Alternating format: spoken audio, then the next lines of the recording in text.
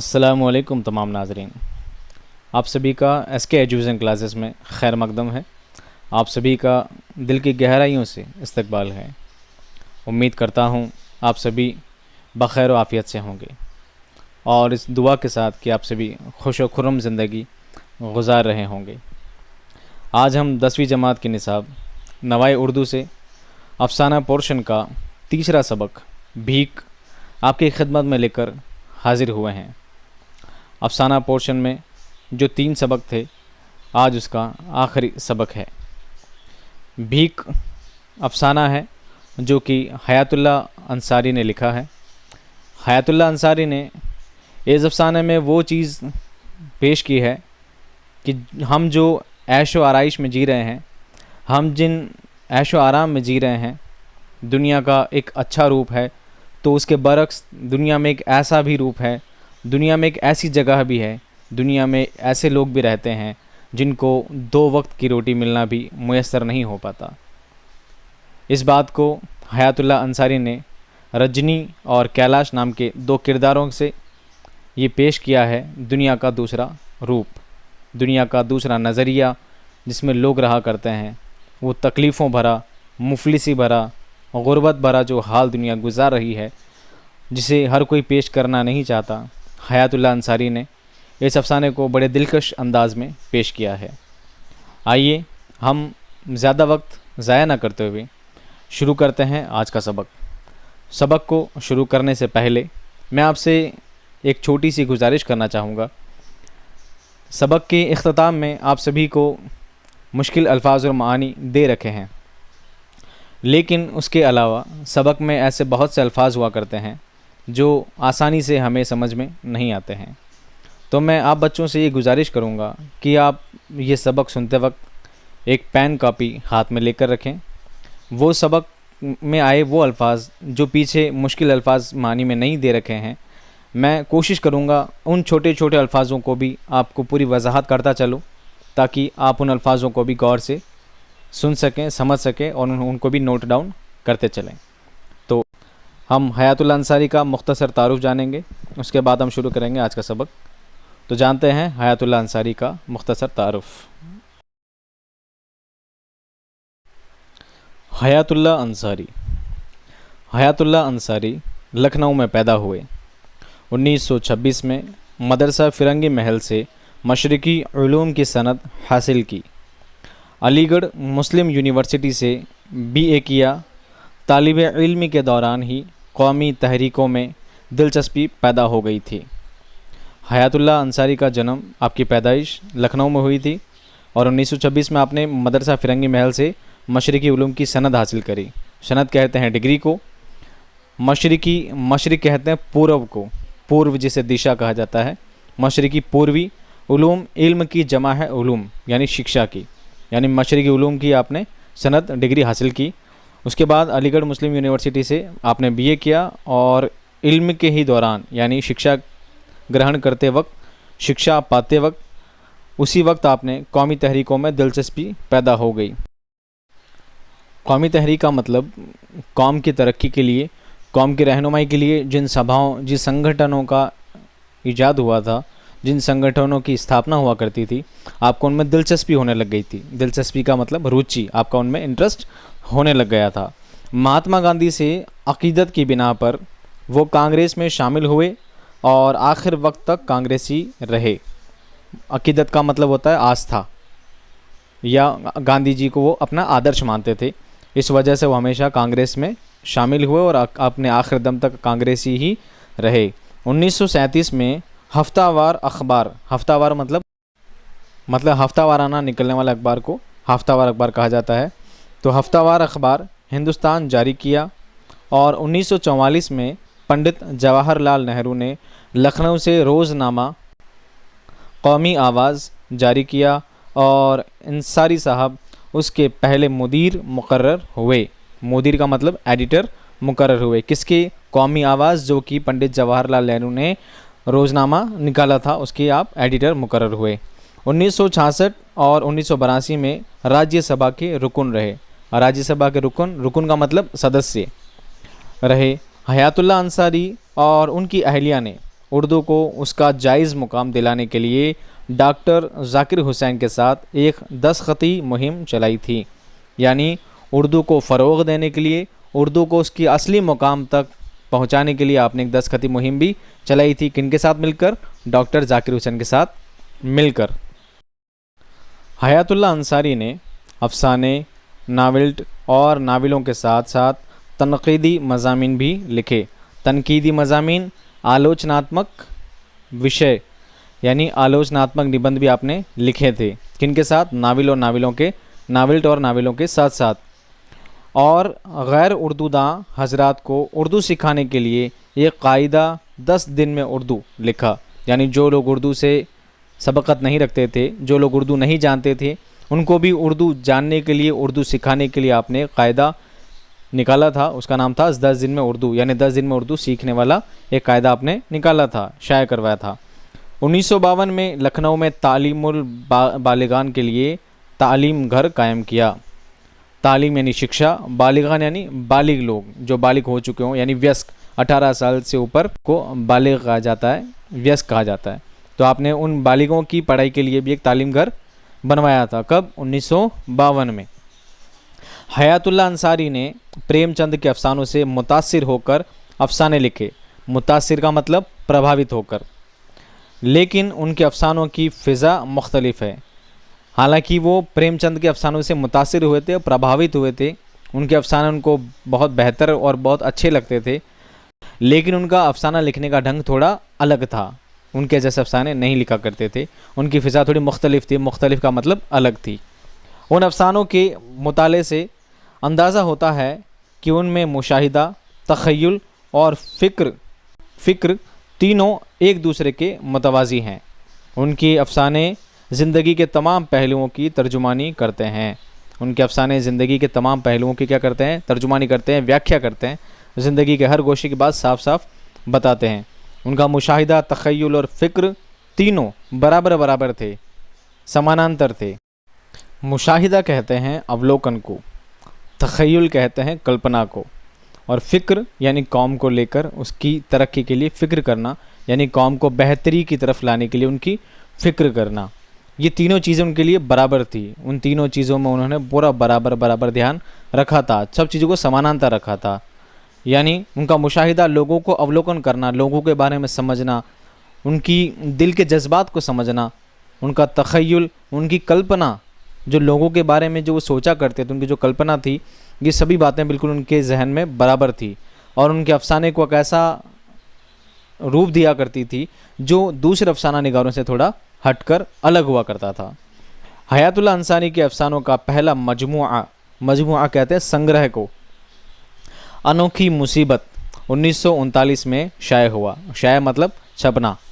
हयातुल्लाह अंसारी का पहला मजमुआ संग्रह था, कौन सा था? अनोखी मुसीबत, जो कि 1939 में शाया हुआ था। उसके बाद भरे बाज़ार में, शिकस्ता कंगूरे और ठिकाना के उन्वान से उनके अफसानवी मजमुए 2 नावल्ट मदार और घरौंदा मंजर आम पर आए। मंजर आम यानी सार्वजनिक तौर पर सबके सामने आए। 5 जिल्दों पर मुश्तमिल यानी शामिल हुआ। ज़ख़ीम नावल यानी मोटा नावल। लहू के फूल छपा, यानी 5 जिल्दों में, 5 भागों में उनका एक मोटा नावल छपा जिसका नाम था लहू के फूल, जो कि 5 भागों में निकला था। ये बहुत ज़ख़ीम था, यानी बहुत मोटा नावल था। जदीदियत की सैर, जदीद यानी नया, जदीदियत यानी नवीन, नएपन की सैर हयातुल्लाह अंसारी की तनकीद किताब है। तनकीद यानी आलोचना करना। उन्होंने बच्चों के लिए भी कहानियाँ लिखी जो मियाँ खोखो और काला देव के नाम से शाया हो चुकी हैं। यानी कि आपने बच्चों के लिए भी कई सारी कहानियाँ लिखी हैं जिनमें मियाँ खोखो और काला देव बहुत मशहूर व मकबूल हुई है।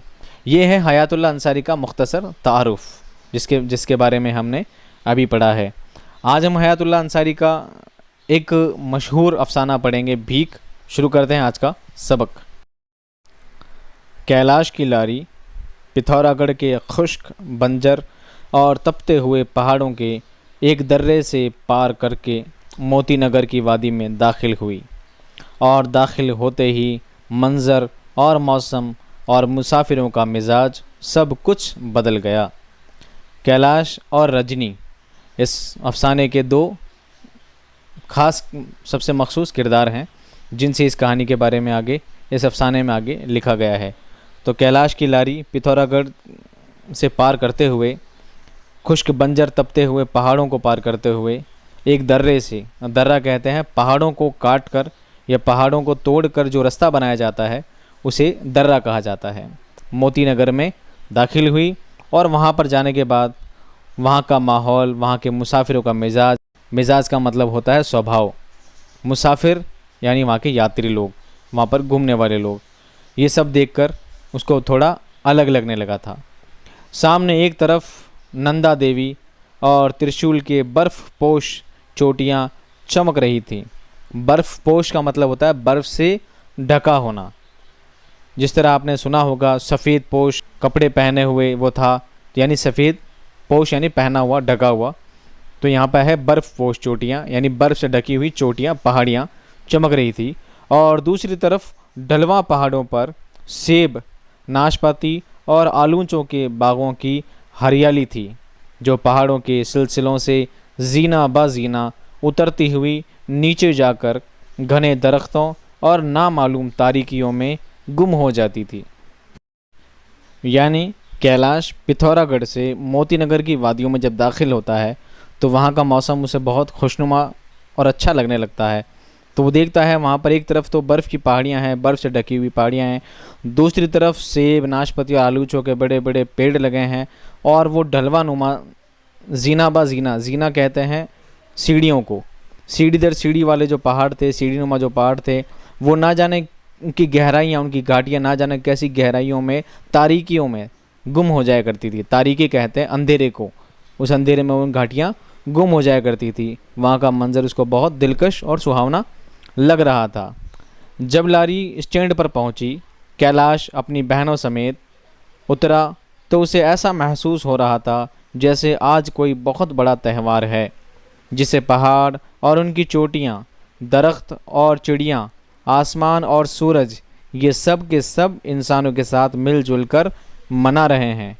इस खुशगवार मंज़र में कैलाश ऐसा खोया कि उसे अपनी सख्त बीमारी की वजह से ज़िंदगी की तरफ से जो मायूसी थी वो बिल्कुल दूर हो गई, और ऐसा महसूस होने लगा जैसे आसमान को चूमने वाले पहाड़ इशारों में कह रहे हैं कि हमारी शानदार, साफ़ व शफ़ाफ़ और दिलकश दुनिया में बीमारी और मुसीबतों का क्या काम।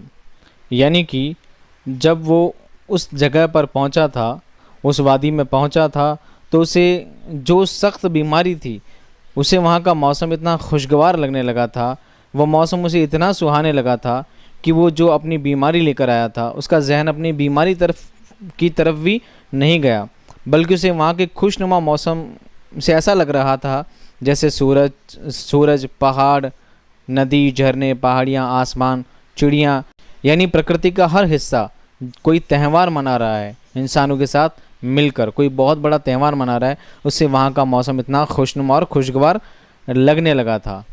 उसे वहाँ के पेड़, पहाड़ सब बहुत खूबसूरत और जानदार लगने लगे थे। उसे वहाँ की ऊंची ऊंची चोटियाँ, साफ़ व शफ़ाफ़, साफ़ मतलब साफ़ सुथरा, शफ़ाफ़ कहते हैं ट्रांसपेरेंट, पारदर्शी, यानी साफ़ व शफ़ाफ़ मतलब बहुत ज़्यादा साफ़ सुथरे पहाड़, और वहाँ का साफ़ सुथरा माहौल उसको बहुत ज़्यादा पसंद आने लगा था, उसके दिल को लुभाने लगा था। लारी स्टैंड से एक सड़क पर बल खाती हुई झूमती झामती आबादी की तरफ जाती थी। यानी उसकी लारी सड़क के एक तरफ से दूसरी तरफ बल खाती हुई, झूमती झामती यानी लहराती हुई चल रही थी, और धीरे धीरे आबादी की तरफ यानी मेन शहर में उतरने लगी थी। उसने कैलाश को ऐसा लुभाया कि वो नौकर से, जो असबाब को उठवाने में लगा हुआ था, ये कहकर कि मैं डाक बंगले की तरफ चलता हूँ, रवाना हो गया। रास्ता बहुत दिलकश था और वो हर मोड़ कुदरत की नित नई फ़ियाज़ियों से माला माल था। यानी कि उसे वहाँ का मौसम इतना ज़्यादा लुभाने लगा था, वहाँ की हर चीज़, वहाँ के पेड़, वहाँ के पक्षी, वहाँ की पहाड़ियाँ, हर चीज़ ऐसी थी जैसे इंसान का दिल लुभा जाए और वो अपनी हर गम वाली चीज़ें, हर दुख तकलीफ़ बीमारियां जैसे भूल जाए और अपनी खुशियों में कहीं खो जाए। वहाँ के मौसम को देखकर कुछ ऐसा उस वहाँ पर उसको मौसम, वहाँ की वादी कुछ ऐसी लगने लगी थी। कुछ दूर निकलकर कैलाश एक पत्थर पर बैठ गया, एक प्याली चाय पी, कुछ देर सामने के मंजर से लुत्फ़ उठाया और फिर आगे की तरफ चल खड़ा हुआ। यानी वो कहीं रुका, थोड़ी देर बैठा, एक कप चाय पी और चाय पीने के बाद वहाँ का लुत्फ़, वहाँ से आनंद लिया। लुत्फ़ मतलब मज़ा लेना, आनंद लेना, वहाँ के मंजर का आनंद लिया और वहाँ से फिर चल खड़ा हुआ, यानी आगे चला गया। रास्ते में एक बाग में एक आदमी ने ताज़े सेबों को चीड़ के बक्से में बंद कर रखा था। चीड़ एक लकड़ी का नाम हुआ करता है, कच्ची लकड़ी, जिसके बक्से में सेबों को बंद कर रखा था। उसके पास दो मुसाफिर खड़े थे, जिनमें एक 10-11 बरस की खूबसूरत लड़की थी। वो दोनों फल वाले से हंस हंस कर बातें कर रहे थे। यानी कि वो देख रहा था कि एक शख्स है जो कि सेबों को चीड़ के डब्बे में बंद कर रहा है और उसके पास दो मुसाफिर खड़े खड़े बातें कर रहे हैं। एक छोटी लड़की है 10-11 साल की और वो मुसाफिर उससे हंस हंस कर आपस में बातें कर रहे हैं। कैलाश इधर देख रहा था कि इतने में पास से एक आवाज़ आई, बाबूजी थर्मास मैं ले चलूँ? कैलाश ने मुड़कर देखा, यानी उसका जहन उस सेब के डब्बे पैकिंग जो हो रही थी, उसका जहन उस तरफ लगा हुआ था। तभी पीछे से एक आवाज़ आई कि बाबूजी थर्मास मैं ले चलूँ? थर्मास यानी थर्मस, मैं ले चलूँ? उसने पीछे मुड़कर देखा, 12-13 बरस की दुबली पतली लड़की खड़ी थी और बड़ी बड़ी मजलूम और मायूस आंखों से देख रही थी। मजलूम जिस पर जुल्म किया गया हो, जिस पर अत्याचार किया गया हो, वो शख्स मजलूम कहलाता है। थर्मास वाकई कैलाश को भारी मालूम हो रहा था। वाकई मतलब वास्तव में उसको वो भारी लग रहा था।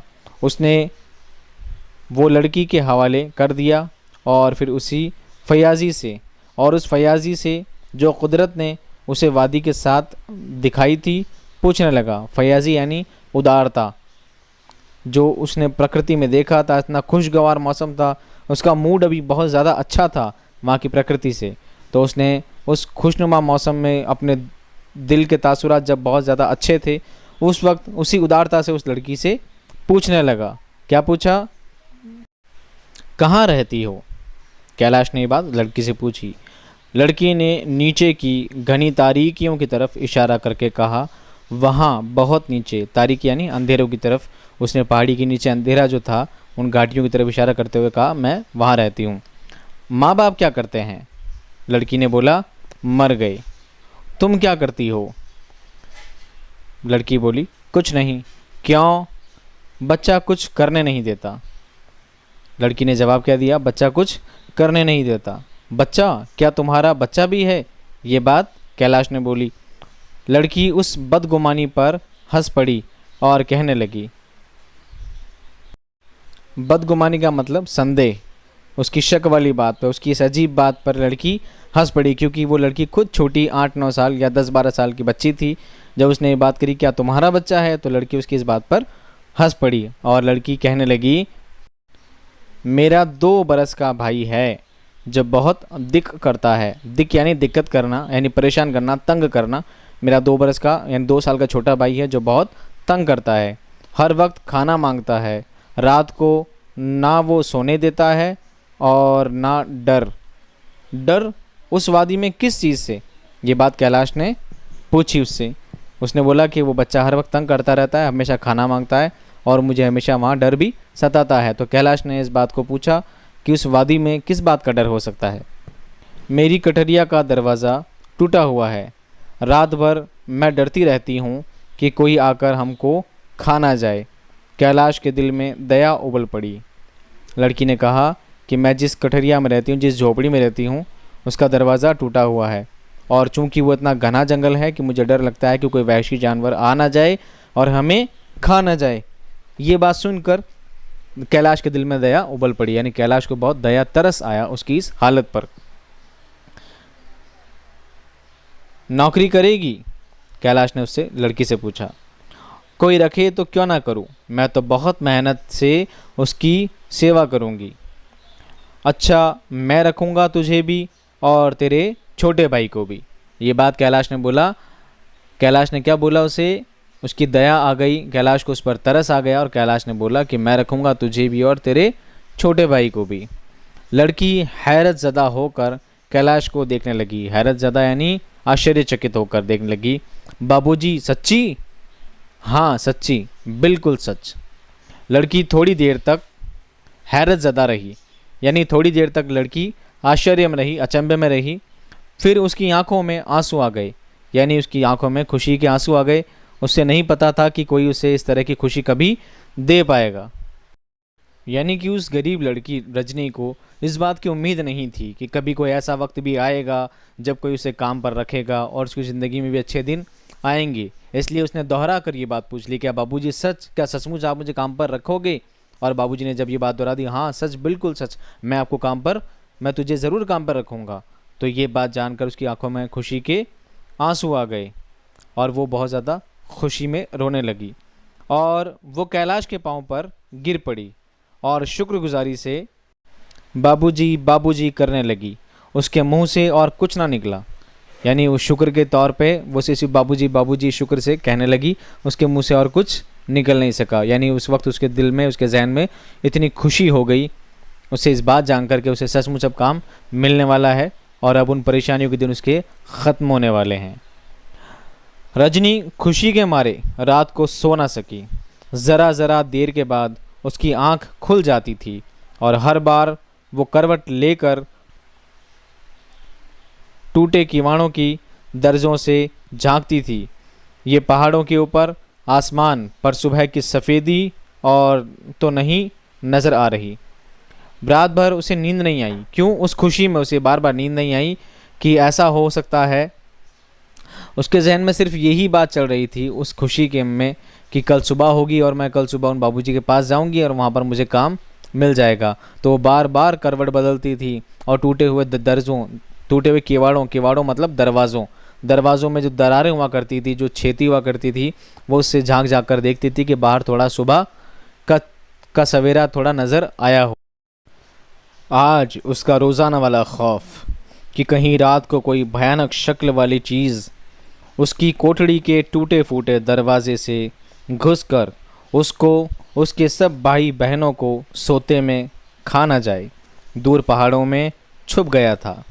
यानी हर रात जब वो सोया करती थी तो उसके जहन में सिर्फ यही डर सताया करता था, उसे सिर्फ यही डर सताया करता था कि कोई वहशी जानवर या कोई भयानक चीज़ उसे आकर उसके भाई बहनों को आकर खा ना ले, उन्हें ख़त्म ना कर दे, उन्हें मार ना डाले। उसे हर वक्त ये डर सताया करता था। पर चूंकि बाबूजी ने कह दिया था कि मैं तुम्हें काम पर ज़रूर रखूँगा, तो उसके जहन में सिर्फ यही बात चल रही थी कि कल सुबह मुझे काम पर जाना है और वो उन बातों को भूल गई थी जो डर उसे रोज़ रात को सताया करता था। उसके सामने सुख से भरी हुई सुबह थी और फिर ऐश और आराम से भरे हुए दिन और रात। यानी अब उसे सिर्फ यही बात ध्यान में थी, उसके जहन में सिर्फ यही बात चल रही थी कि अब जब मैं बाबूजी के यहाँ पर जाऊँगी तो मेरी ज़िंदगी में खुशियाँ आ जाएगी। अब मुझे इस कोठड़ी में नहीं रहना पड़ेगा जहाँ पर मैं हमेशा डर डर कर रहती हूँ।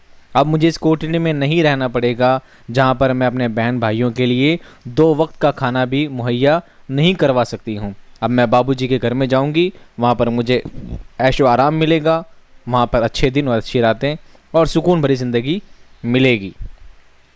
रजनी ने अपने 5 भाई बहनों पर नज़र डाली जो कंबलों के गूदड़ के नीचे एक दूसरे से चिमटे हुए बेखबर सो रहे थे। रजनी सोच रही थी कि ज़रा देर में सुबह हो जाएगी और फिर अपने भाई बहनों को लेकर 500 फीट चढ़ाई चढ़कर बाबूजी के पास पहुंच जाऊंगी। यानी रात में उसे जब नींद नहीं आ रही थी तो वो अपने भाई बहनों की तरफ नज़र डाल रही थी, अपने भाई बहनों को शफ़क़त से, मोहब्बत से देख रही थी कि अभी मेरे साथ इनकी भी ज़िंदगी सुधरने वाली है। अब जो ये इन फटे पुराने बिस्तरों में पड़े हैं, एक दूसरे से चिमटे हुए यानी चिपके हुए पड़े हैं, अब बाबूजी के घर जाने के बाद मेरे साथ साथ इनकी ज़िंदगी भी बदल जाएगी, इनकी ज़िंदगी में भी तब्दीलियाँ आ जाएगी और मेरे साथ साथ ये भी एक अच्छी ज़िंदगी गुजार सकेंगे। और थोड़ी ही देर की बात है, अब सुबह होने वाली है और सुबह होते ही मुझे बाबूजी के यहाँ पर काम पर जाना है। फिर क्या, रोटियां मिलेंगी, पहनने को भी मिलेगा और रात को ओढ़ने को भी, और डर से बहुत दूर किसी कोठड़ी में सोने को जगह भी मिलेगी। यानी उसे सिर्फ चिंता किस बात की थी कि वो जिस कोठड़ी में रहती है वहाँ पर उसे डर सताया करता था कि कोई उसे आकर खा ना ले, कोई जानवर उसे, उसके भाई बहनों को आकर खा ना ले, रात को सोते में ले ना जाए।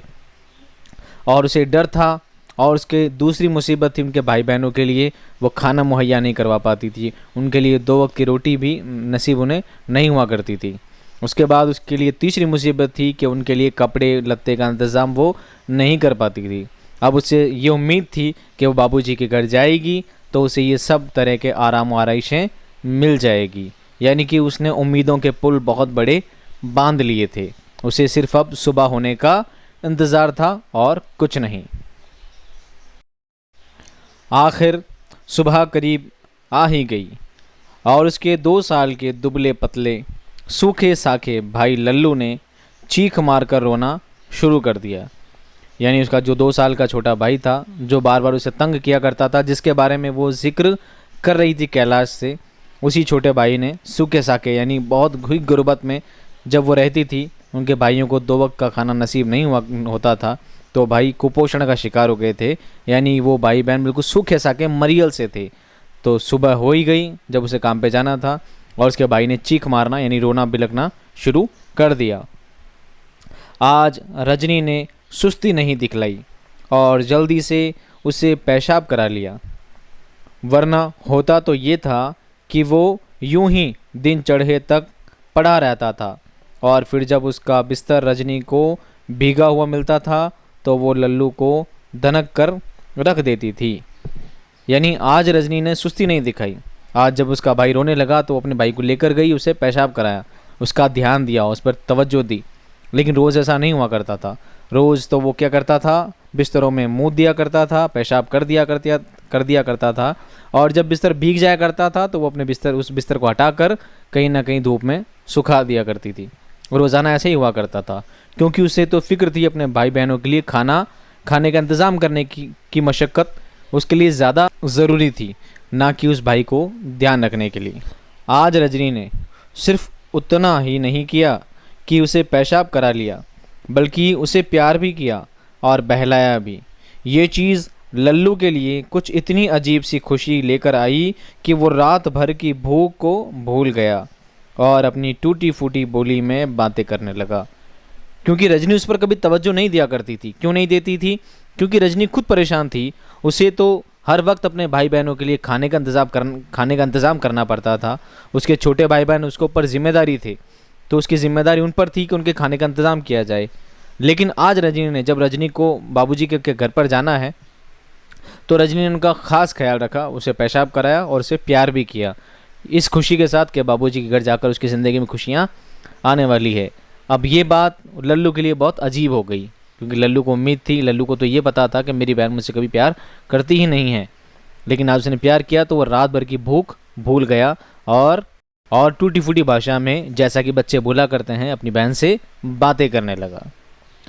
जिस वक्त मोती नगरी की पश्चिम की चोटियों पर धूप की पहली चमक नज़र आई है, उस वक्त तक 6 बच्चों का ये काफिला 100 फुट पहाड़ पर चढ़ चुका था। यानी कि अब उसने देरी नहीं दिखाई, अपने भाई बहनों को लपक झपक कर उस पहाड़ी की तरफ चढ़ाई करना शुरू कर दिया था कि हमें जल्द से जल्द बाबूजी के घर पहुंचना है। यानी कि जब सुबह की पहली किरण निकली थी, जब सुबह होना शुरू ही हुई थी, जब सुबह का सवेरा निकला ही था, उस वक्त तक तो वो 100 फीट पहाड़ पर चढ़ भी चुकी थी। उन बच्चों का काफिला पहाड़ी पर पहुंच चुका था। हवा ठंडी थी, तेज़ थी और मुखालिफ थी। उस वजह से बच्चों को खाली पेट ऊपर चढ़ने में बहुत दुश्वारी हो रही थी, क्योंकि वो बर्फीली पहाड़ियाँ थी, वहाँ की हवाएं बहुत ज़्यादा ठंडी हुआ करती थी। तो हवा बहुत ज़्यादा ठंडी थी, ऊपर से वो बच्चे रात भर के भूखे थे, यानी उन बच्चों ने काफ़ी वक्त से खाना भी नहीं खाया था। ऊपर से इतनी पहाड़ की इतनी बड़ी चढ़ाई चढ़ना उन बच्चों के लिए दुश्वार हो रहा था, यानी बहुत मुश्किल हो रहा था उन बच्चों के लिए उस पहाड़ी को चढ़ना। लल्लू कई मर्तबा रो चुका था और रजनी के हाथ से उस पर पिट भी चुका था। यानी लल्लू जब भी बार बार रोता था उस पहाड़ी पर चढ़ता हुआ, यानी वो बहुत भूखा था, उसे भूख लग रही थी उस मासूम छोटे बच्चे को, तो रजनी उसे मार मार कर बार बार चुप करा दिया करती थी। रजनी ने ज़रा देर उसे गोद में भी लिया था, लेकिन 12 बरस की लड़की जिसे पेट भर खाना ना मिलता हो कैसे 2 साल के बच्चे को लेकर दूर तक जा सकती थी।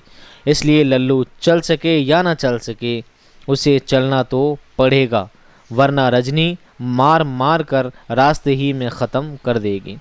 वो छोटा बच्चा बिलख रहा था रात भर की भूख की वजह से, क्योंकि उसे कुछ भी खाना नहीं मिला था। लेकिन रजनी उसे बार बार गोद में लेती, थक जाती फिर उतार दिया करती।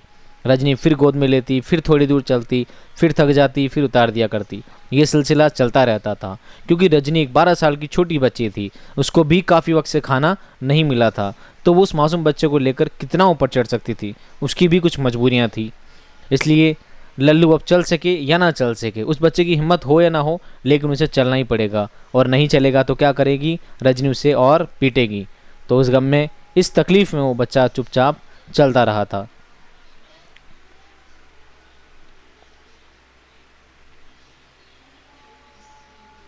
उस वक्त तो वो कुचली हुई नागिन की तरह बिफरी हुई थी। यानी उस वक्त तो उसको बहुत ज़्यादा गुस्सा आ रहा था उन सभी बच्चों पर, क्योंकि उसको पहाड़ पर चढ़ने में बहुत ज़्यादा दुश्वारियाँ आ रही थी। तो उस वक्त वो नागिन की तरह थी, कुचली हुई नागिन, यानी वो बिमरी हुई थी, बिफरी हुई थी, बहुत गुस्से में थी कि अब कोई तकलीफ़ आएगी तो जैसे उन बच्चों को पीट न डाले बल्कि उनको मार डालेगी। उसे सख्त कोफ्त थी कि ये 2 साल का हड्डियों का ढांचा, मैं जहाँ जाऊँ या जो काम करूँ मेरी राह में हाइल रहता है। अब देखूँ इस वक्त ऐश और आराम की दुनिया सिर्फ 400 फीट ऊपर है, अगर ये ना होता तो मैं कब की वहाँ पहुँच चुकी होती।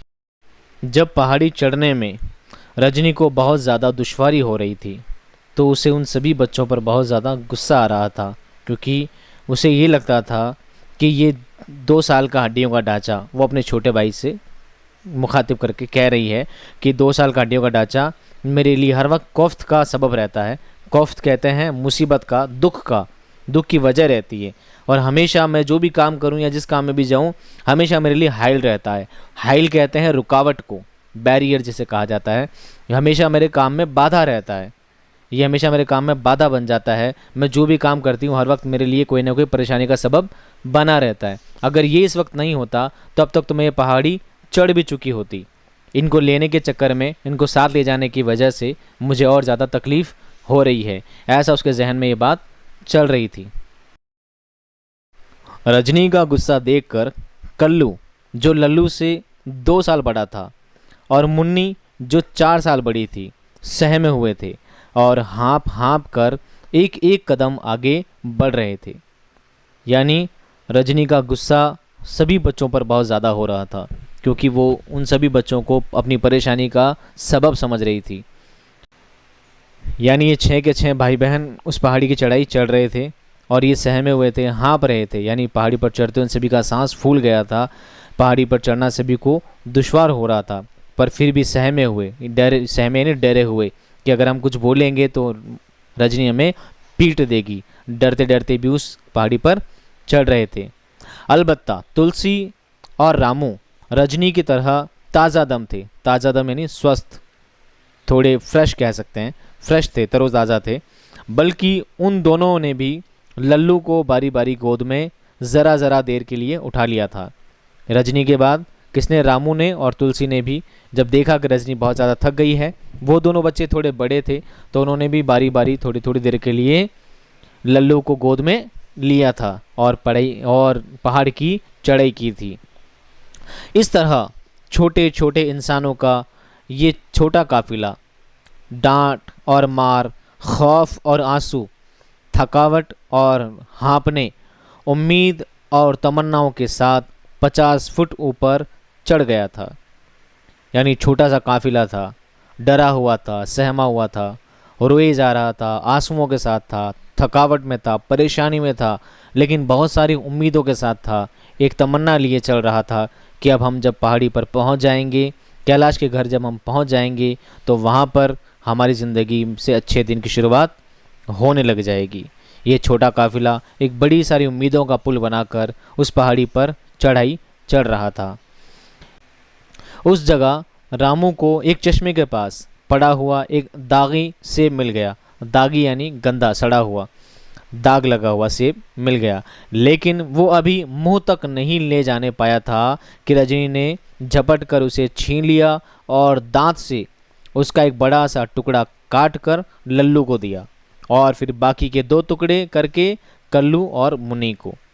यानी कल्लू, मुन्नी और लल्लू ये बच्चे छोटे थे। तो जब रामू को सेब का टुकड़ा मिला तो उसने रामू के हाथ से वो सेब का टुकड़ा छीन लिया और उस दांत से काट कर उसके टुकड़े टुकड़े करके अपने छोटे भाई बहनों को वो टुकड़ा सेब के दे दिए ताकि उनको कुछ राहत मिले। कल्लू और मुन्नी सेब का टुकड़ा खाकर, चश्मे का पानी पीकर ताज़ा दम हो गए और बातें करने लगे। यानी कल्लू और मुन्नी को जब थोड़ा थोड़ा सेब का टुकड़ा मिला, चश्मे का पानी, चश्मा कह सकते हैं पानी का कोई स्रोत जहाँ से पानी मिल सकता हो। अब चश्मा किसी को भी कह सकते हैं, किसी जहाँ से पानी पिया जा सकता है, किसी पोखर से, किसी तालाब से, किसी पानी के कुंड से, उन सभी को चश्मे की संज्ञा दी जाती है, उन्हें चश्मा कहा जा सकता है। जब चश्मे का पानी पी लिया और सेब का टुकड़ा थोड़ा खा लिया तो वो भी ताज़ा दम हो गए, उनको भी कुछ राहत मिल गई और अब आपस में वो बातें करने लगे। उनकी बातें किस तरह थी देखिए। कल्लू, ऊपर पिता और माँ मिलेंगी। कौन बोल रहा है? कल्लू, छोटा बच्चा। मुन्नी, नहीं उल्लू, वो नहीं, वो तो मर गए। ये छोटे छोटे बच्चे अब आपस में बातें करते हुए पहाड़ी पर चढ़ रहे हैं। कल्लू का एक छोटा सा सवाल था कि ऊपर माँ और पिता मिलेंगे क्या, ऊपर हमें माँ बाप मिलेंगे? लेकिन मुन्नी ने उसकी बात को दोहराते हुए जवाब दिया कि नहीं, वो नहीं मिलेंगे, वो तो मर गए। कल्लू, जो मर जाते हैं क्या वो ऊपर भी नहीं मिलते? मुन्नी ने जवाब दिया बहुत ही संजीदगी से। मुन्नी, बहुत संजीदगी से, वो कहीं नहीं मिलते। हम लोग एक और बाबूजी के पास जा रहे हैं जो पिताजी की तरह रोटी देंगे, कपड़े देंगे और ओढ़ने को देंगे। ये बात मुन्नी ने दोहराई कि हमें कोई माता पिता नहीं मिलने वाले, बल्कि हम तो एक बाबूजी के पास जा रहे हैं जो हमें खाना पीना, ओढ़ने बैठने का सामान मुहैया कराएंगे और हमें एक अच्छी ज़िंदगी देंगे। उन दोनों की बातें सुनकर ना जाने क्या हुआ कि रजनी पिघल सी गई। यानी रजनी उनकी बातों से इमोशनल हो गई। रजनी उन दोनों बच्चों की बातों से थोड़ी नमनाक हो गई। उसने उन दोनों को और फिर लल्लू को प्यार किया और कहा कि अब धीरे धीरे उठते बैठते चलेंगे। यानी उन बच्चों की बातों से वो थोड़ी पिघल गई, उसको थोड़ा उन बच्चों की बातों से बड़ा गम हुआ और उसने कहा उसने उन छोटे बच्चों से प्यार किया, बाद में लल्लू को प्यार किया और बोला कि अब हम धीरे धीरे चलेंगे, उठते बैठते चलेंगे। यानी अब हम लगातार चढ़ाई नहीं चढ़ेंगे। उससे लगने लगा था कि उसका व्यवहार, उसका स्वभाव बहुत ज़्यादा कड़क हो रहा है इन छोटे बच्चों पर। तो उसने उसे ढाढ़स बंधाते हुए उन बच्चों को कहा कि अब हम धीरे धीरे चलेंगे, उठते बैठते चलेंगे, सांस खाते खाते आराम से इस पहाड़ की चढ़ाई चढ़ेंगे। फिर ढाढ़स देने लगी कि ऊपर पहुंचते ही बहुत सी रोटियां मिलेंगी जिनमें गेहूं की भी होंगी। यानी अब तक उनको जो रोटियां मिलती थी, अब तक जो उनको खाना मिला करता था वो झूठा खाना हुआ करता था। यानी अब तक उनको सही से 2 वक्त का खाना भी मुयस्सर नहीं हुआ करता था। वो उन बच्चों को ढाढ़स देने लगी, तसल्ली देने लगी कि हम ऊपर जाएंगे तो हमें बहुत सारी रोटियां मिलेगी जिनमें गेहूं की रोटियां भी होंगी, गरम कुर्ते और पैजामे मिलेंगे, चाय मिलेगी, सब सेब मिलेगी। फिर बाबूजी के साथ हम लोग उनके देश चले जाएंगे जहां बहुत आराम से रहेंगे। यानी रजनी ने उन बच्चों को ढाढ़स बंधाते हुए, उन बच्चों को खुश रखने के लिए, उनको तसल्ली देने के लिए उसने ये सारी बातें कही कि अब हम जहाँ पर जा रहे हैं वहाँ पर हमें खाना पीना मिलेगा, सेब मिलेगी, वहाँ पर हमें पहनने ओढ़ने को मिलेगा और उसके बाद जब बाबूजी के साथ हम उनके देश चले जाएंगे, क्योंकि बाबूजी यहाँ पर सिर्फ घूमने फिरने आए हैं, जब वो अपने शहर, अपने देश जाएंगे तो हमें भी अपने साथ ले जाएंगे और वहाँ पर हम बहुत आराम से अपनी ज़िंदगी गुजर बसर करेंगे। रजनी, जिसने आज तक उस वादी के अलावा और कुछ नहीं देखा था, पहाड़ों की चोटियों की तरफ देखने लगी और सोचने लगी कि उस पार की दुनिया कैसी होगी। मगर जैसी भी हो वहाँ रोटियाँ होंगी, कुर्ते पैजामे होंगे और ऐसे घर होंगे जिनमें डर न लगता होगा। यानी कि रजनी के जहन में सिर्फ एक ही बात थी। रजनी की दुनिया सिर्फ यहीं तक सिमट कर रह गई थी कि उसे अपने छोटे भाई बहनों को पालना है, उन्हें उनके खाने का इंतज़ाम करना है, उन्हें अपने घर में संभाल कर रखना है। और हर वक्त जिसमें डर लगा करता था कि कोई वहशी जानवर या कोई दरिंदा उन्हें उठा ना ले जाए, उन्हें खा ना जाए, उन्हें कोई तकलीफ़ ना पहुंचा दे, उन्हें ख़त्म ना कर दे। उनके पास कपड़े लत्ते नहीं हुआ करते थे, उनके कपड़ों का इंतज़ाम कहाँ से होगा। उसके जहन में सिर्फ यही बातें हमेशा उसके लिए ज़रूरी हुआ करती थी। तो अब वो ये सोचने लगी थी कि जो इस वादी में ही रहा करती थी, उस घाटी में ही रहा करती थी, उसने बाहर की दुनिया नहीं देखी थी, पर उसने ये अंदाज़ा ज़रूर लगाया था कि वो जगह जैसी भी होगी जहाँ पर मैं जाऊँगी, इतनी उम्मीद ज़रूर है कि वो यहाँ से अच्छी होगी। वहाँ जो तकलीफ़ें मुझे यहाँ सहनी पड़ रही है, मैं उन तकलीफ़ों से बरी हो जाऊँगी। रजनी अब अपने काफ़िले को लेकर मज़े मज़े ऊपर चढ़ने लगी। यानी जैसे जैसे उसकी चढ़ाई ऊपर चढ़ रही थी, यानी जैसे जैसे वो कैलाश के घर के नज़दीक पहुंच रही थी, उसे धीरे धीरे अच्छा लगने लगा था। उसे उस खुशी की तरफ जाने की ललक चल रही थी। उसे बस वही बात लग रही थी कि जैसे ही मैं कैलाश के घर पहुंचूंगी और मैं इस सारे अजाब से, इन सारी परेशानियों से हमेशा के लिए निजात मुझे मिल जाएगी। तो वो मज़े ले लेकर ऊपर चढ़ रही थी। जितना जितना ऊपर चढ़ती जाती उसकी खुशी बढ़ती जाती, जितना जितना वो कैलाश के घर के नज़दीक पहुंचती जाती उसकी खुशी धीरे धीरे बढ़ने लग जाती थी। रजनी को मालूम था कि कभी कभार ऐसा भी होता है कि पहाड़ों में घूमने वाले दौलतमंद किसी पहाड़ी मर्द या औरत को रखकर अपने साथ मैदान में ले जाते हैं, जहां ना बर्फ़ पड़ती है ना भूख होती है। लेकिन ये बात दूर दूर उसके तसव्वुर में ना थी कि मैं भी उन खुश नसीबों में हो सकती हूँ, और मेरे साथ मेरे 5 भाई बहन भी। उसे इस बात का तो अंदाज़ा था कि हाँ, जो अमीर लोग घूमने आया करते हैं, जो दौलतमंद लोग पहाड़ी पर घूमने आया करते हैं, वो लोग किसी न किसी पहाड़ी लोग जो रहने वाले होते हैं उनको अपने यहाँ नौकरी दे देते हैं और फिर घूमने फिरने निकल जाया करते हैं। ऐसे बहुत से अमीर लोग वहाँ पर आया जाया करते हैं। पर उसे ये अंदाज़ा कभी नहीं था, उसे ये तसव्वुर का मतलब उसके जहन में ये बात कभी नहीं थी कि ऐसी खुशनसीबी कभी मेरे साथ भी होगी, कभी ऐसा भी होगा कि मैं और मेरे भाई बहन भी ये शर्फ हासिल कर सकेंगे, या कभी ऐसा भी दिन आएगा कि जब हम भी किसी के घर आकर रहेंगे। इस बात का उसे बिल्कुल अंदाज़ा नहीं था। सूरज ऊपर चढ़ रहा था और रजनी भी अपने भाई बहनों के साथ ऊपर चढ़ रही थी। आखिर डाक बंगले की सुर्ख छत ने अपनी झलक दिखा ही दी। यानी उसकी चढ़ाई चढ़ते चढ़ते उसे वो मंजिल की तरफ पहुंच गई जहां उसे जाना था। आखिर कैलाश जहां ठहरा हुआ था डाक बंगले में, वहां पर उसकी हल्की सी झलक उसे धीरे से नज़र आ गई और अब उसकी खुशी और ज़्यादा बढ़ गई।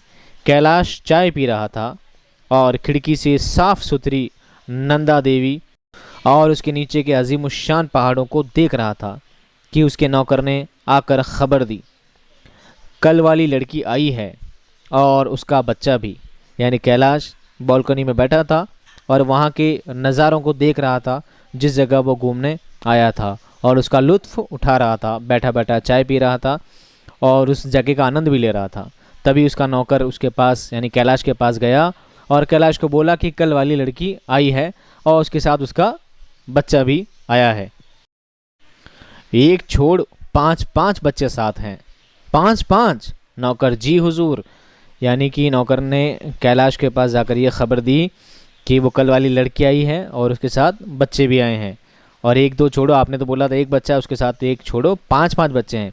ये बात सुनकर वो हक्का बक्का रह गया। कौन? कैलाश। नौकर ने बोला जी हुजूर, उसके साथ 5-6 बच्चे हैं। कैलाश ने बाहर आकर देखा तो रजनी खड़ी थी और उसके गिर्द बहुत से छोटे बड़े मैले कुचेले चुपड़े चुंधे बच्चे नाक से सुड़ सुड़ कर रहे थे और कीचड़ से लथपथ आंखों से उसकी तरफ देख रहे थे। कैलाश बाहर आया तो देखा कि बहुत सारे बच्चे हैं, और वो बच्चे कैसे हैं? छोटे बड़े, यानी छोटे छोटे बच्चे हैं, छोटे बड़े बच्चे हैं। मैले कुचेले यानी गंदे संदे बच्चे थे, चुपड़े चुंदे बिल्कुल मैले कुचेले से नाक से सुड़ सुड़ कर रहे थे, जैसे कि छोटे बच्चे करते हैं जब उनकी नाक बहा करती है। तो ऐसी हालत में बच्चे और बिल्कुल गंदे संदे से, जो काफ़ी दिनों से, कई दिनों से नहाए तक नहीं थे, ऐसे गंदे गंदे बच्चे, बड़ी गंदी सी उनकी हालत थी। और कैलाश को वो बच्चे घूर घूर कर देख रहे थे, कैलाश की तरफ बच्चे वो देख रहे थे। कैलाश ने रजनी के पास जाकर सख्ती से जवाब तलब किया, ये सब कौन है? कैलाश जब ये बात देखकर हैरत ज़दा रह गया तो उसने सख्ती से, यानी बहुत गर्मी वाले एक तल्ख लहजे में, एक गुस्से वाले लहजे में उससे जवाब तलब किया, यानी पूछा कि ये सारे बच्चे कौन हैं? तो रजनी कैलाश को देखकर इतनी खुश हुई कि उसने उसकी सख्ती की तरफ ज़रा भी तवज्जो नहीं की और चिल्ला कर कहने लगी, क्योंकि रजनी तो बहुत खुश थी। उसे तो ये अंदाज़ा था, उसके जहन में तो ये बात थी कि मैं एक नहीं 5 क्या 10 भाई बहन भी ले जाऊँ तो बाबूजी उसे काम पर रख लेंगे। उसे तो अंदाज़ा इसी बात का था। वो तो बहुत खुश थी। जब बाबूजी ने बहुत गुस्से में उससे ये बात पूछी कि ये सब कौन है, तो उसने इस बात का अंदाज़ा भी नहीं लगाया कि बाबूजी इस वक्त गुस्सा हैं, बल्कि वो तो चिल्ला कर बोलने लगी, मैं इन सब को ले आई, अब ये सब आपके पास रहेंगे। ये मुन्नी है, ये लल्लू है, वो रामू है, वो कल्लू है और वो तुलसी है। उसने अपने सारे भाई बहनों का इंट्रोडक्शन करा दिया, सारे भाई बहनों से तारुफ करा दिया, एक एक का नाम बता दिया, ये लल्लू है, वो कल्लू है, वो मुन्नी है, वो तुलसी है, और सारे वो रामू है, सभी बच्चों का नाम बता दिया। और ये सब बच्चों को मैं अपने साथ लेकर आई हूँ और ये सब बच्चे अब से आपके साथ ही रहेंगे। कैलाश ने उसकी बात का जवाब देते हुए कहा, ये सब तेरे भाई हैं? रजनी, जी हाँ, 2 भाई हैं और 2 बहनें। कैलाश तो सोच रहा था कि उसके साथ एक छोटा सा बच्चा होगा जो उसका भाई होगा, जो उसे तंग करता है, उसे परेशान करता है, तो मैं किसी तरह उस बच्चे को रख लूँगा और मुन्नी मेरे यहाँ पर काम कर लेगी, नौकरानी की बनकर मुन्नी से मैं कुछ छोटा मोटा काम करवा लिया करूँगा। लेकिन जब उसने इतने सारे बच्चे देखे तो वो हैरत ज़्यादा रह गया, हक्का बक्का रह गया। उसने मुन्नी से पूछा, क्या ये सारे तेरे भाई बहन ही हैं या कोई और मोहल्ले के सारे बच्चे उठा कर लेकर आ गई? तो मुन्नी ने कहा, नहीं, ये 2 मेरे भाई हैं, 2 बहनें हैं। रजनी ज़रा साफ सुथरी थी और उसकी सूरत में एक कशिश थी, एक अट्रैक्शन था उसकी शक्ल में। किसकी शक्ल में? रजनी की शक्ल में। और वो थोड़ी साफ़ सुथरी रहा करती थी, थोड़ी अच्छी लगती थी। लेकिन बच्चे तो सड़ी गली चीज़ों का ढेर मालूम होते थे। रजनी थोड़ी बड़ी थी, थोड़ी समझदार थी, इसलिए उसकी शान शक्ल भी थोड़ी अच्छी थी, वो थोड़ी दिखने में भी ठीक लगा करती थी और वो थोड़ी साफ़ सुथरी भी रहा करती थी। इसलिए साहब का मन कर गया कि वो उसे अपने साथ रख ले। लेकिन बच्चे तो ऐसे लग रहे थे जैसे कुछ सड़ी गली चीज़ों का ढेर हो। उनको देखकर कैलाश का जी मतलाने लगा मतलब उन बच्चों को देखकर तो उसका जी खराब होने लग गया। उसे उल्टियों जैसा उसका मन करने लगा। उन बच्चों की गंदी शक्लें देख देख कर, उनके गंदे हाल देखकर उसका जी उल्टियाँ जैसा करने लगा। और कल वाली रोमानी फैयाजी जो रात गुजरने से बासी हो चुकी थी, हकीकत पसंदी से बदल गई। और कैलाश सोचने लगा कि रजनी के साथ एक बच्चा होता, 2 होते तो मुमकिन था, लेकिन इतनों को कैसे पाला जा सकता है? ये सब हमारे छोटे से घर में कैसे रहेंगे? उनको खिलाया और पहनाया कहाँ से जाएगा? फिर ये बहती हुई नाकें, ये कीचड़ भरी आँखें, ये कोयला ऐसे हाथ पाँव, ये बू और मैल। कैलाश की बहनें भी बाहर निकल आई थी कि हम भी ज़रा भैया के मेहमानों को देखें। यानी कैलाश ने सोचा कि अगर ऐसा होता, मुन्नी के साथ एक बच्चा होता और एक नहीं अगर 2 बच्चे भी होते तो शायद मुमकिन था कैसे तैसे काम चल जाता। लेकिन इतने सारे बच्चे, इनको कैसे खिलाया पिलाया जाएगा? छोटे से घर में इतने सारे बच्चे कैसे रहेंगे? ऊपर से ये बच्चे साफ़ सुथरे भी नहीं थे, बड़े गंदे से शक्ल वाले, बहुत ज़्यादा गंदे हो रखे थे, कीचड़ से भरे हुए थे, कई दिनों से नहाए नहीं थे, उनसे बदबू आ रही थी, ऊपर से उनकी नाकें बह रही थी। ये सब गंदगी देखकर उसके दिमाग का तवाज़ुन बिगड़ गया और उसने सोचा कि ये सब तो मुमकिन है ही नहीं कि मैं इनको अपने साथ रख लूँ। इतने में ही कैलाश की बहनें भी घर से बाहर आईं और उन्होंने बोला, हम भी तो देखें भैया के कैसे मेहमान आए हैं। यानी उस भैया को टॉन वाली लहजे में, एक ताने वाली लहजे में, एक तंज वाले लहजे में उसने भैया को बोला। वो बोली, भैया इन सब को ले चलोगे? वो कैलाश से सवाल पूछ रही थी कि इन सब को लेकर जाओगे, तंज वाले अंदाज में। कैलाश ये सवाल सुनकर झुंझला गया और रजनी से कहने लगा, यानी बहनों का ये तंज वाला अंदाज सुनकर कैलाश को गुस्सा आ गया। झुंझलाना मतलब बहुत ज़्यादा गुस्सा चढ़ जाना। तो कैलाश को बहुत ज़्यादा गुस्सा आ गया और रजनी से कहने लगा कि तूने कल क्यों नहीं बतलाया कि तेरे साथ इतनी बड़ी फौज है, सबको मैं कहाँ रख सकता हूँ। ये बात तूने कल मुझे क्यों नहीं बताई कि तेरे एक भाई नहीं बल्कि 4-5 भाई बहन हैं। ये बात तुझे कल बतानी चाहिए थी। इस बात से कैलाश को बहुत ज़्यादा गुस्सा आ रहा था। ये सुनकर रजनी पर बिजली गिर पड़ी। बिजली गिरने एक मुहावरा होता है, इसका मतलब है रजनी के ऊपर जैसे कोई बहुत बड़ी परेशानी आ पड़ी। उसका दिल टुकड़े टुकड़े हो गया उन सारी बातों को सुनकर जो कैलाश ने उससे कही। इतनी बड़ी मायूसी का सामना उसने ज़िंदगी में पहली बार किया था। उसका चेहरा बिल्कुल सूख गया और आंखें अंदर डूब गईं, मगर मुंह से कुछ ना निकल सका। उसके सब भाई बहनों का भी यही हाल था। यही हाल हुआ। कल्लू तो फूट फूट कर रोने लगा। यानी जब बाबूजी ने ये बात कही कि तुम इतने सारे भाई बहनों को मैं कहाँ रखूँगा, इतने सारे भाई बहन हैं, तुझे ये बात कल बता दी नहीं चाहिए थी, ताकि मैं कल ही मना कर देता। मैंने सोचा तेरे साथ एक छोटा भाई होगा और तुझे और तेरे भाई को रखना मुमकिन है, लेकिन इतने सारे बच्चों को रखना मुमकिन नहीं है। इतने सारे बच्चों का लालन पालन, इतने सारे बच्चों को कैसे पाला जा सकता है, कैसे छोटे से घर में रखा जा सकता है। जब ये बात रजनी ने सुनी तो रजनी पर जैसे कोई पहाड़ टूट पड़ा। इतनी बड़ी परेशानी, यानी रजनी जो बहुत उम्मीदें लेकर आई थी, बहुत अरमान, बड़ी तमन्नाएं लेकर आई थी, वो सारे अरमान टूट गए। रजनी के ऊपर जैसे बहुत बड़ी परेशानी आ गई, उसके ऊपर बिजली गिर पड़ी। इतनी बड़ी मुसीबत का सामना उसने आज से पहले कभी नहीं किया था। पहले उसके सामने सिर्फ यही तकलीफ़ थी कि सुबह उठना है और कहीं ना कहीं से अपने भाई बहनों के लिए रोटी वगैरह का इंतज़ाम करना है, और जब रात होनी है तो एक झोपड़ी है जहाँ पर जाकर उसका गुजर बसर होना है, उस झोपड़ी में जाकर रात बितानी है, और डरते डरते रात बितानी है कि कोई वहशी जानवर उसको खा न ले, कोई दरिंदा उन्हें आकर खा न ले, कोई दरिंदा उन्हें ले ना जाए, उन्हें ख़त्म ना कर दे, उन्हें कोई तकलीफ़ ना पहुँचा दे। सिर्फ इस ही बात का डर था। लेकिन पहली बार किसी ने उनको एक उम्मीद की किरण दिखाई थी। पहली बार किसी ने उसको उम्मीद का एक पुल दिखाया था कि हाँ, अब उसकी ज़िंदगी में बेहतरी आने वाली है, अब उसकी ज़िंदगी पहले से अच्छी होने वाली है। और जब कैलाश ने इस तरह उसे रखने से मना कर दिया तो उसके ऊपर बहुत बड़ी मुसीबतों का पहाड़ टूट गया। इतना बड़ा बुरा हाल उससे पहले उसका कभी भी नहीं हुआ था। ये बात सुनकर वो हक्की बक्की रह गई और वो बहुत ज़्यादा गमनाक हो गई। रजनी ने अपनी घिनौनी फौज को नफ़रत भरी आंखों से देखा। यानी रजनी को अब फौज पर, यानी अपने भाई बहनों पर गुस्सा इसलिए आ रहा था कि हो सकता है मेरी शक्ल सूरत देखकर, मेरा अच्छा हाल देखकर ये साहब मुझे रख लेते, बाबूजी मुझे रख लेते, लेकिन इन बच्चों की सड़ी गली शक्लें देखकर, इनके गंदा और खस्ता हाल देखकर बाबूजी ने इन्हें तो रखने से मना किया ही किया, इन्होंने मुझे भी रखने से मना कर दिया। इसलिए उसे उन बच्चों पर बहुत ही ज़्यादा गुस्सा आ रहा था, जैसे कि उसे उन बच्चों से नफ़रत हो गई हो। ऐसी नफ़रत जिसका तकाजा ये था कि इन सब को मार डालूं या खुद मर जाऊं। उससे उन बच्चों से इतनी नफ़रत हो गई थी उस वक्त कि या तो इन सब बच्चों को मार दूं या मैं खुद मर जाऊं। कुछ ऐसे ही हालात से वो उस वक्त दो चार हो रही थी। काश ये बच्चे मर जाते तो शायद मैं बाबूजी के यहाँ आराम से ज़िंदगी गुजार लेती, या इन बच्चों की वजह से मेरी ज़िंदगी इतनी ज़्यादा परेशान हो गई है, मेरी ज़िंदगी में इतनी ज़्यादा परेशानियाँ बढ़ गई है कि इससे अच्छा ये है कि मैं खुद ही अपने आप को मार लूँ। उससे इतनी ज़्यादा नफ़रत उस वक्त उन बच्चों से हो रही थी। 5 मिनट के अंदर अंदर ये फ़ौज नाकामी और नामुरादी को अपने फटे दामनों में लेकर पसपा हुई। लेकिन कैलाश के लिए आसान न था कि उनको यूं रुखसत करता।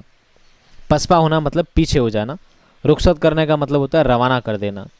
कैलाश का भी दिल नहीं कर रहा था कि वो लड़की इतनी उम्मीदें लेकर मेरे पास आई है, और जब मैं उसे ये कह रहा हूँ कि मैं उसे अपने साथ नहीं रख सकता, तो जाहिर सी बात उस लड़की का दिल टूट गया होगा। उसका भी दिल ये नहीं कर रहा था कि मैं उसे खाली हाथ या इस तरह रुसवा करके भेजूं। लेकिन ये सारे बच्चे अपनी उम्मीदों को तोड़कर, अपने अरमानों को मन में दबाकर उस जगह से निकल लिए, वहाँ से चले गए। उसकी दया जो मर गई थी फिर कराहने लगी और पुकारने लगी कि कुछ तो करो।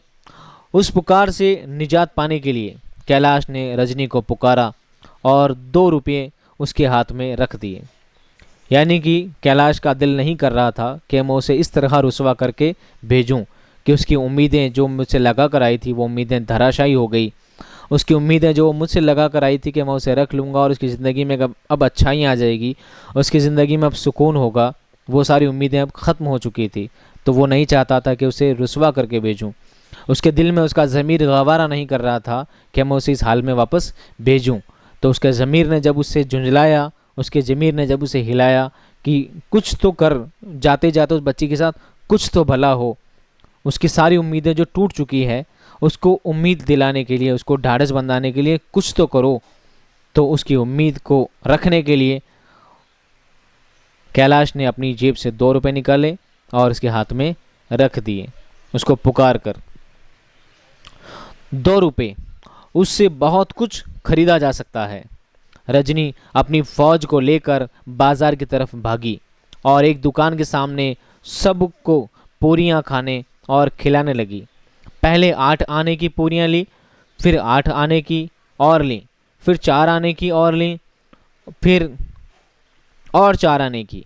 उस तरह दोनों रुपये ख़त्म हो गए, लेकिन ना भूख गई और ना खाने की हसरत।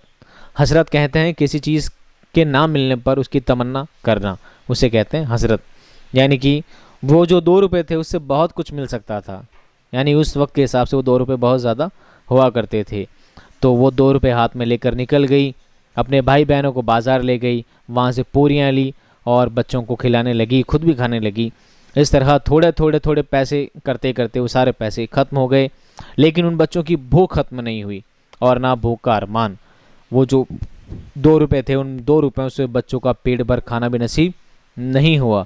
सब बच्चों ने खूब खाया, लेकिन फिर भी जो बच्चों कई दिन से भूखे थे, उन बच्चों को 2 रुपये से उनका कुछ भी हिसाब किताब नहीं हो सका और वो बच्चे 2 रुपये खर्च करने के बाद भी भूखे के भूखे रह गए।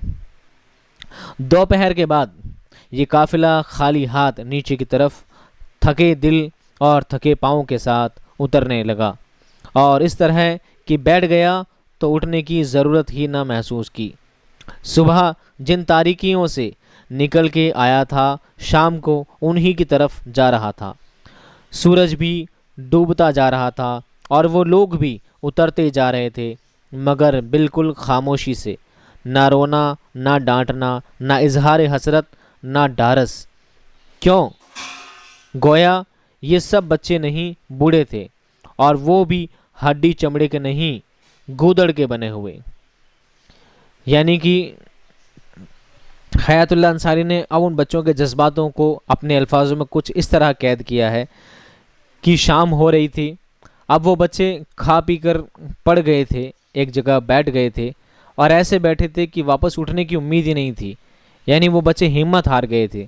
वो सुबह सुबह जिन उम्मीदों के साथ निकले थे कि अब हम कैलाश के घर जाएंगे और कैलाश के घर पहुंचने के बाद हमारी ज़िंदगी में तब्दीली आ जाएगी, हमारी ज़िंदगी में आराम और सुकून मिलेगा, अब वो उम्मीद ख़त्म हो चुकी थी। तो वो एक जगह से बैठ गए थे जैसे वापस उठने की उम्मीद ही नहीं थी।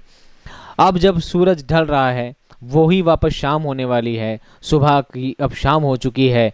सुबह जिस उम्मीद के साथ निकले थे वो उम्मीदें टूट चुकी है। अब वो सभी लोग वापस अपने अपने घर की तरफ रवाना हो रहे हैं।